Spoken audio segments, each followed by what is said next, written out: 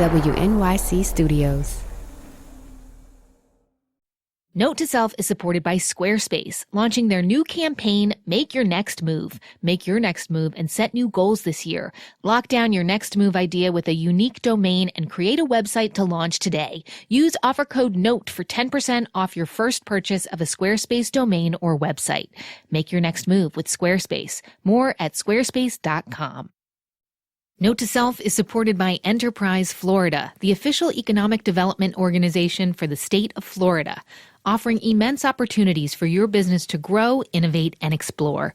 Curious about what Florida could do for your business? Learn more at www.floridathefutureishere.com.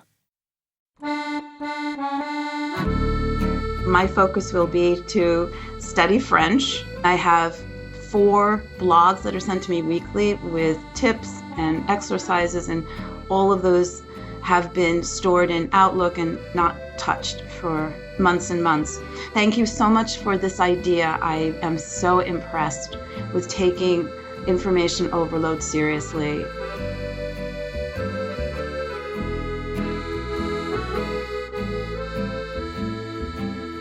It's Note to Self, the tech show about being human. I'm Manoush Zomorodi. That was Beth Gersh-Nesick in Ardsley, New York. She and over 25,000 other people did our project last week. Infomagical! Yes, super silly name, but I still love it. The plan was to confront our information overload, see if we could find focus again, and make meaning of all the wonderful things coming out of the various screens that surround us. So did it work? Today, we find out. We dive into the stories and the data and see where we go from here. If you didn't do Infomagical, you'll still find what we learned fascinating. And you can still do the project. More about that in a bit. Claudia Riggs, Lafayette, Colorado. Jane from Queens. Eric O'Rafferty. I'm from Altadena, California. The lovely and tenacious people who committed to spending 5 days experimenting with us were all over the place. Every single time zone on the planet was represented. This is Sally from Sydney, Australia. Claudia from Portugal. Christian from Trondheim, Norway. Laura in the United Kingdom. Rachel here from Canada. Alina, Florence, Italy. As was every U.S. state. Leota, Florida. Alabama. Cleveland, Ohio. Anchorage, Alaska. New York City. City, Utah. Seattle, Washington. New Orleans. Kansas City. Austin, South Carolina. Chapel Hill, North Carolina. Las Cruces, New Mexico. Idaho. I am in Michigan. Phoenix, Arizona. Milwaukee, Wisconsin. In Knoxville, Tennessee. We heard from the young. I'm just a teenager, a very nerdy teenager who loves to read. And people a little bit older. I'm almost 62. There's no time to waste. The first thing we asked people to do when they signed up was pick an information goal, one of 5, to keep them on track all week. And the number 1 goal was be more in tune with yourself. 31% of you chose this. And that sounds all whimsical and whatnot, but to boil it down, I think it means to me is being more decisive about what kind of media I consume. Be more creative came in with a close second at 29%. And that word creative, people defined it in a multitude of ways. It could be cooking, painting, writing, gardening. Coming in third with 26% was the goal to be more knowledgeable on a certain topic. Hi, Note to Self. This is Beth in Ardsley checking in. It's people like Beth, the Francophile, who you heard at the beginning of the show. Beth decided to immerse herself in all things French. She also kept us updated the whole way. It's been a super day. I topped it off with just YouTubing a lot of these cute little French episodes with these guys who talk about stereotypes. They're very funny. Okay, that leaves 2 goals left. Coming in 4th place was be more in touch with friends and family. Only 8% of you chose this. If I make more of an effort, I think other people will too. And coming in last, only 7% of you chose be more up-to-date on the news. My goal was I could become more informed of the 2016 election. I think in hindsight, it kind of makes sense that keep up-to-date on the news came in last as an information goal. For the majority, this project was about determining personal boundaries. Okay, so you chose your goal, and then we asked you to tell us how you would know if you did indeed succeed, if you met your goal. What would freedom from information overload look like for you? This was interesting. Kind of a clenching feeling in my abdomen. Some of you mentioned success would mean alleviating certain physical symptoms. I know that's a weird way of being able to define when I've met my goal, but Right now, I feel like my body is almost shaking. I think I would know when that sort of dull ache behind my eyes starts to go away. Also the manic feelings when I'm able to fall asleep without taking any drugs. Others had a clear-cut vision of a precise accomplishment. Starting a blog for Black, gay, overweight men. I'm a jazz bass player when I'm able to play at least an hour a day. I want to read one book every week of February. If I get my whole semester of lesson plans finished and I knit or crochet some little thing, then I'll be happy. I feel like I will reach my goal when I don't have to ask my husband to repeat what he said twice. And then there was this group of you who said success would be something intangible, yet very recognizable. instead of reaching out for more external information, I will instead turn inward. When I have determined at what level is necessary to keep up with the news, determine what my internal thermostat is. It's like that old Supreme Court justice said, I don't know what pornography is, but I know it when I see it. Believe me, I'll know. Thanks. Okay, so you chose an information goal. You thought about success. And then every morning you got a task, a behavior modification to try out, an explicit challenge to try and move you towards that goal. We asked you to do things like only one thing at a time, tidy your phone, write an information mantra. Some of these you loved, others not so much. It's Tracy from Massachusetts, and I am recording to say that decluttering my apps is one of the best things I've done in a long time. I feel like I kind of have my life back, which is weird to say, but I realized how much of my downtime I was just spending mindlessly scrolling through my phone. Hi, my name is Robin Watkins. I'm in Washington, D.C. I'm a nurse practitioner, and I've found that while doing admin work, I could definitely single task, but while I was seeing patients, it was absolutely impossible. So the challenge for today had to do with having a 7-minute conversation, and I stopped by a neighbor's house. We ended up talking for like 3 hours and got into some pretty in-depth stuff. I didn't do very well at my goal to stay up to date on the news today, but I did have a revelation of sorts. The cute little dog helped me calm down. I'm actually working nights, so I'm going to try to apply the single tasking at work tonight. I will know that I've reached my goal when I'm less stressed, and I feel less stressed already. I really tried to stay focused and monotask. Feels good. Really having fun with this. That gave me permission to pay attention to something all the way through. And as the week went on, many of you started reporting feeling as though you had more choices when it came to your technology, when it came to what you put in your brains. Hi, my name's Amanda, and I'm living in Tucson, Arizona. And InfoMagical actually has helped me realize how much I use technology as a way to distract myself from things going on in my life that I really actually need to sit down and process. I had a good cry in the Whole Foods parking lot, but it was something that I needed, and I wouldn't have been able to do that if I was sitting on Instagram instead. My name is Brandon, and I live in San Leandro, California. It was really relieving to hear other people having these same problems with attention span and computers and cell phones. Do it until it's done. That is the essence of what this is all about. This isn't a perfect, it's practice. Hi, note to self. This is Dave from Shorewood, Minnesota. I did spend more time realizing just how much information and interruptions I have during the day, which I realized I can control myself. Today was a very good day with French. A couple of magical thoughts came to me, trying to avoid looking at other things which are distracting is like a magic wand. It's sort of like that transformation in The Wizard of Oz when she starts to see everything in color. And you start to recognize what you really, really want and push everything aside with a little bit more aggressiveness because there's purposefulness. And you've been given permission right now through these exercises. This is a gift. See you tomorrow. Good night. Okay, so that's what you guys told us. By the way, this whole texting you thing was an experiment in how to get our message across to you, how to communicate with you. But usually we put out just one podcast and one newsletter every week. It's on Wednesdays.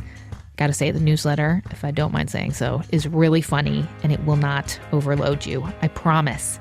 It is the best way for us to stay in touch going forward and for you to reach us. You can always just click reply to it. Sign up first at notetoselfradio.org. Okay, coming up, we've compiled the data, we've looked at the charts, and so when we come back, we'll look more deeply at the numbers. Did InfoMagical make a statistical difference? And what about data? What can we really learn about the impact and effectiveness of this project?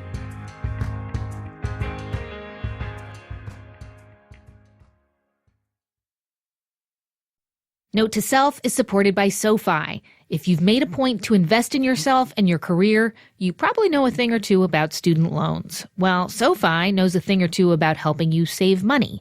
SoFi refinances federal and private student loans to save its members $316 a month on average. Learn more at SoFi.com. Terms and conditions apply at SoFi.com/legal. Note to Self is supported by Mozilla, makers of Firefox and champions of an internet for people, not for profit. Mozilla builds the technology and fights for policies that respect people's identity and data across the internet. Trust and control over online privacy preserves everyone's freedom to explore, transact, create, and connect together. It's what a healthy internet is all about. To learn how you can stay safe and secure online, visit mozilla.org/online privacy. Hey, what's up? I'm Jessica Williams. And I'm Phoebe Robinson. And we are back this spring with an all-new season of our hit podcast, Two Dope Queens from WNYC Studios. It's comedy. It's conversation with your fave celebs. It's me and Jess telling trife stories about my Bono obsession. Ugh, gross, dude. Why are you even bringing that up right now? Anyway, this season you'll hear from John Hamm, Carrie Brownstein, Tig Notaro, Gabrielle Union, and more. Ooh, my pits are sweating just thinking about Cool it. down, girl. Come on over to Two Dope Queens wherever you get your podcasts. And Bono, call me. Bonsoir, c'est presque minuit, c'est après minuit en fait. Bon, I'll speak in French just to let you know that I have been practicing. Hey, Beth. We're back. It's Manoush. This is Note to Self's InfoMagical Results Show. You just heard why tens of thousands of you did our digital literacy experiment. But we want to know what really actually worked, statistically, by the numbers. Who actually felt less information overload? Anyone? It's time to bring in the experts to figure out where we go from here. So I want to introduce, first off, the data scientist, John Keefe, head of the data news team here at WNYC, who made the technical side of InfoMagical work and who is crunching all the data that you fed to us. Hi, John. Hi. I want to introduce the psychologist, informatics professor Gloria Mark at UC Irvine, who you heard from in previous episodes. She does the crazy, fascinating, sometimes disturbing research on how humans and their computers interact. Hi again, Gloria. Hi, Manoush. And now I want to introduce somebody new, the computer scientist, Cal Newport, who is an assistant professor of computer science at Georgetown University, and he is author of the new book, Deep Thinking, that actually touches on a lot of the things that we've discussed during InfoMagical. So let's start, John, with you, and let's get a data report. What were you able to actually measure? What did you see? So every day we sent out 2 or 3 texts to encourage people to keep on their goal and keep going. And sometimes at the end of the day, well, actually at the end of every day, we asked them how they felt. Did they feel more overloaded with information, less, or about the same? And early on in the week, about 40% of the people said that they felt less overloaded, or less overwhelmed with information, which is pretty good. I mean, 40%, but it's still less than half. Yeah. By the time we got to day 5, on Friday, 71% of the folks who responded said that they felt less overloaded. So we went from 40% on Monday to 71% on Friday. And in fact, by the end of the week, we asked people how they felt overall. And overwhelmingly, people felt less overwhelmed, which was great. That is a relief. It's Right, actually that's worked. good. So can you give us more specifics? Were we able to quantify how many participants were able to stick to their information goal as we asked them to choose one?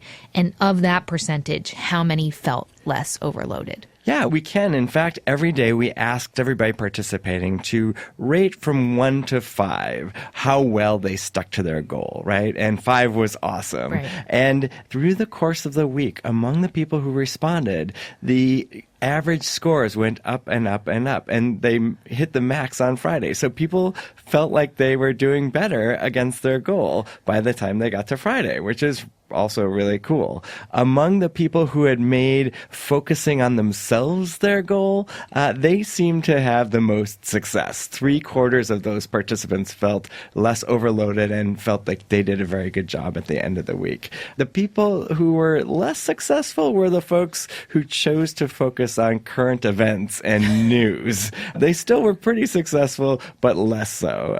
It looks like trying to keep up on the news and making that your goal may not be the best way to prevent information overload. There was a lot going on last week. That is true. Gloria, I want to bring you in. As the psychologist, I mean, do you agree is the problem with the technology or with us? I mean, your research has shown that the average worker checks Facebook, correct me if I'm wrong, 21 times a day, and that they checked email 74 times a day, and that workers switch tasks on computers an average of 566 times a day. So do we have some sort of inherent weakness that the technology has been built to very beautifully exploit? Or is this merely something that, if we weren't being distracted by this stuff, we'd be distracted by something else? So I think it's a combination. One thing that we found is that there's actually physiological reasons that can explain why people shift their attention so rapidly. So we find that when people are stressed, they tend to shift their attention more rapidly. We also found, strangely enough, we find that the shorter amount of sleep that a person gets, the more likely they are to check Facebook. So we're in this vicious, habitual cycle. Keeping in mind this obviously is a self-selecting group who were looking for change. I want to play you guys a clip from a listener. This is Jason in Jersey City, and he spoke very specifically about how setting a goal helped him at work. I chose to pursue the goal of being more creative. I didn't really know what it meant, and I didn't really know what success would look like. And so I was a little worried at first. But as the week went on, I definitely found myself thinking about it more. And through the different challenges, I ended up opening a space for myself to be more creative. And that ended up manifesting itself in my job. I've been kind of tasked with trying to develop some new products, so I found more room to be creative and think about that stuff in my job and then also just in my personal life. Cal, you write that people who embrace deep work now have an economic advantage in this day and age. Is that what's happening to Jason? That is, and I think this is an important point because we focus so much on what we don't like about distraction that we often forget about what's so valuable about its opposite. We underestimate how much professional value we can actually get when we cultivate our ability to concentrate and think deeply about challenging tasks. These tools are making us worse at doing the deep thinking and creative work that helps make us more valuable, that makes us harder to automate or be replaced by technology. And another thing that has convinced me is sort of more of the macro dangers of this, which is I read one article, for example, that says all this lack of focus could actually pose ethical risks for certain careers. For example, and the American Bar web post said that by allowing interruptions to go unmanaged, you ethically cannot bill your clients for an hour that you said that you worked. And that had never occurred to me. I think we should think about it like trying to eat more healthily. You don't take an occasional break from eating junk food. You mainly don't eat junk food and only occasionally do it. You need to flip the way you think about things and say, when are the times I'm going to put aside to expose myself to rapid overflow of information, entertainment, and communication, and the default activity outside of those times, I won't be connected. Now, of course, this is very hard, but I think to make it more palatable is that we start talking about this ability to do deep work like any other tier 1 skill in our economy, just like learning how to program a computer or how to write really well, that it is a skill that's going to make you happier and have a lot of professional benefits. We got to not cede the premise to the attention economy that we all have to be mainly connected and be willing to start from scratch and say what's important and it's worth fighting for. Amen to that. I'm with you on this. Picking up on this metaphor of healthy eating, we have to learn to be in control of the media. And we have to learn when it's time to stop, when it's time to focus, when it's time to do things offline. It's hard for us to be able to learn how we can be in control and when we can be in control. And I agree, that's probably the skill of the 21st century that we have to be able to learn. If I could add a quick point to that. Yeah. A simple rule that I think is useful is to ask yourself, what problem does this solve? So Google, for example, solved a big problem. It made it possible for you to get information that was otherwise very hard to find very quickly, and it's often incredibly useful to our lives. Facebook, on the other hand, we didn't have an epidemic of people really wishing they could see more pictures about what their high school roommate was doing last weekend with their kids. And I think when you sift through digital technology in this lens, you see that there's been this sort of merging of truly useful innovations and products that are just trying to sell advertisements and exist for really no other reason. So a simple sifting mechanism of, before this technology came along, was I in a deficit to this fix? And if the answer is no, you should have more confidence in saying, why am I ceding so much of my time and attention to this particular company? Okay, so I want to wrap up by asking you each, can you tell me one, it can be very small thing that you do to each day to find focus, to avoid information overload? Gloria, you want to go first? I try every day to set aside time to be outside because that helps me reset. The research shows that if you take a walk outside for about 20 minutes a day, it actually helps people become more creative. So there you go. Research. It's been tested in the lab that you should get outside. Cal, what about you? Well, since my day job is solving math proofs, I probably push my quest to be good at focusing to an extreme that most wouldn't replicate. I'm very hard to reach. I'm not good at email. I might answer it once a day. Maybe I'll go a day or two without looking at it. I think my job, to quote Donald Knuth, is not to be on top of things, but to be at the bottom of things, thinking deeply. And when I'm done with my workday at 5:30 to 6, I don't use a computer. I don't use a phone. I allow that time for my brain to recharge so I can do more serious, deep thinking the next day. The book I wrote was about how to be better at focusing. So while I wrote it, I was really tuning up my habits. And I'll say during the year in which I was writing that book, which you would expect would be a year where my output as an academic would go down, since writing a book takes a lot of time, my output as an academic actually doubled during that year, wow. Which shows just how much potential we're leaving on the table when we don't take seriously our ability to really concentrate and think deeply. Oh, I'm with you on that one too. Okay, John, you? My little thing that I just try to do is not grab my phone the first thing in the morning. I keep it in another room. It is my alarm, but it goes off and I have to get up and I turn it off, but I don't look at it. I don't check email. I don't check my texts until at least like coffee and breakfast. Can I add one thing? Of course. I just wanted to mention that information ages very rapidly.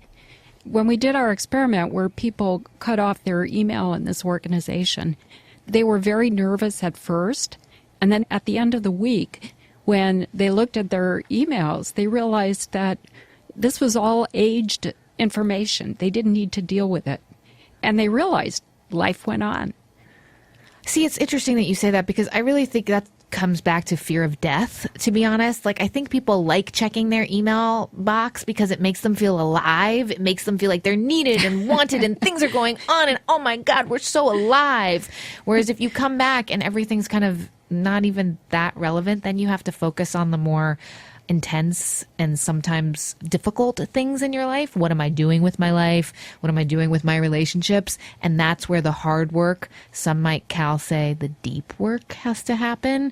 And that's way harder. It is way harder, but when we see those documentaries on PBS where there's the old style craftsman who's in the open air barn and they're carving wood, something about that resonates with our human soul. And I think there's this deeper craving that we want to create things of real value, that's where real fulfillment comes from. And in an information age, that's going to require deep concentration. So it is scary to actually have to face yourself and the world in an existential sense. But I think it's worthwhile. The rewards of that deeper craftsman-style approach, which exists in the information age as much as it did back in the earlier ages, those rewards are worth it. Thank you all so much for being here. Gloria Mark, professor of informatics at UC Irvine, who has been one of our guiding lights throughout InfoMagical. Cal Newport, who's the author of Deep Work, Rules for Focused Success in a Distracted World. I've really enjoyed your book, and thank you for bringing your perspective on this. And John Keefe and your team, the data news team here at WNYC, for building the texts and the emails and crunching all the data and making sure that this whole thing didn't completely fall apart.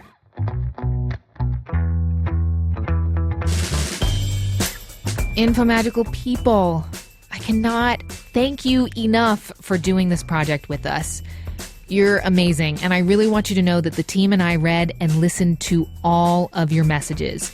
You put yourself out there, and I really applaud you for going for it.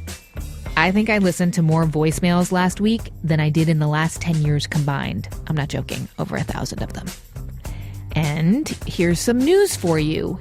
If you want to do InfoMagical again, or you missed it the first time, or you know someone who you think needs to get InfoMagical, you can go to wnyc.org/InfoMagical to sign up to do these 5 days.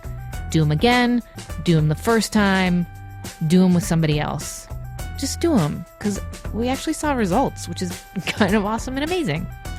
And here's another thing I want to ask you. If you got something out of InfoMagical, please subscribe to the podcast and rate us on iTunes. It is truly the most helpful thing you can do for us because it helps us spread the message, get us in front of more people, and actually it also helps us get more resources to do more interactive projects like InfoMagical. It really does make a big difference, so thank you. And anyway, you got to subscribe because you don't want to miss next week, right? On our regular Wednesday podcast, Stand Back. We're going on a bender. That's right. We're going on a bender. Let's check this out. These are the best pecan bars I've ever had in my life. Ooh. I've got salted oat cookie. Do I spy? We're talking sugar detoxes and the technology that hopes to get us healthy. A new exploration. This one doesn't go quite as well, but it is funny. The Note to Self team is Jen Poyant, Ariana Tobin, Amy Eason, and Joe Plord.